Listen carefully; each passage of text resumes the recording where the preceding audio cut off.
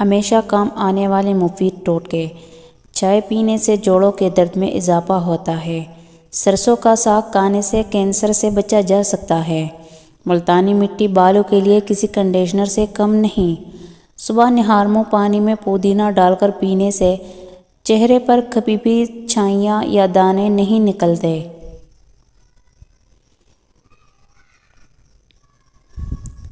اگر برتن دھونے کی وجہ سے آپ کے ہاتھ پٹ کر خراب ہو گئے ہیں تو ٹوتھ پیسٹ لگا کر رات بھر چھوڑ دیں، صبح اٹھ کر دھو لیں، ہاتھ نرم ہو جائیں گے۔ اگر صبح ٹوتھ برش کرتے وقت ہاتھوں کے ناخنوں پر بھی ٹوتھ پیسٹ لگایا جائے تو ناخن تندرست اور طاقتور رہتے ہیں۔ ہفتے میں ایک بار پیشاب والی جگہ پر سرسوں کا تیل ضرور لگایا کرو، اس سے زندگی بھر بواسیر کا مسئلہ نہیں ہوگا۔ ابلے انڈے کی پہچان کا طریقہ۔ اگر آپ نے یہ دیکھنا ہو کہ انڈا ٹھیک طرح ابلا ہے کہ نہیں تو انڈے کو پانی سے نکال کر گھمائیں۔ اگر لڈو کی طرح گھوم جائے تو سمجھ جائے انڈا ابل گیا، اور اگر لڑکھڑا کر گر جائے تو سمجھ لے کچا ہے۔ گڑ اور بنا ہوا ادرک نیم گرم پانی کے ساتھ لینے سے دائمی زکام اور درد سے افاقہ ملتا ہے۔ سردیوں میں ہیٹر کا بہت زیادہ استعمال نقصان دہ ثابت ہو سکتا ہے۔ جب بھی ہیٹر چلانا ہو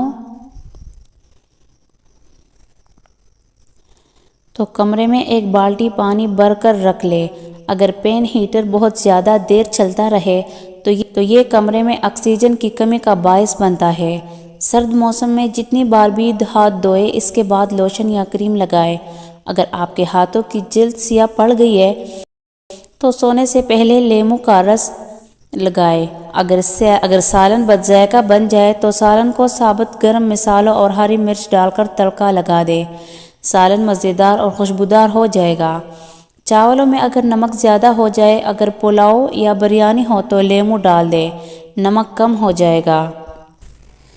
رات کو نائٹ کپڑے پہن کر نہ سوئے بلکہ سادہ اور کھلے کپڑے پہنیے۔